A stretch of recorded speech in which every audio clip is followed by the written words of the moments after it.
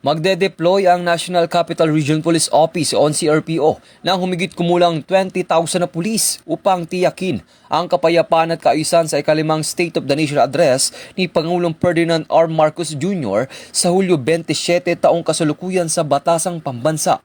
Ayon sa NCRPO, kabilang sa mga ide-deploy ang mga pulis mula sa iba't ibang rehiyon na magsasagawa ng anti-criminality operations, security duties at civil disturbance management sa mga lugar na posibleng pagdausan ng mga kilos protesta. Saklaw ng deployment ang buong Metro Manila kabilang ang mga barangay. Nananawagan ng NCRPO sa publiko na makiisa sa pagpapanatili ng kapayapaan at kaayusan sa pamamagitan ng pagsunod sa mga umiiral na batas, pakikipagtulungan sa mga otoridad at agarang pag-uulat ng anumang kahinahinalang aktibidad sa pinakamalapit na himpilan ng pulisya.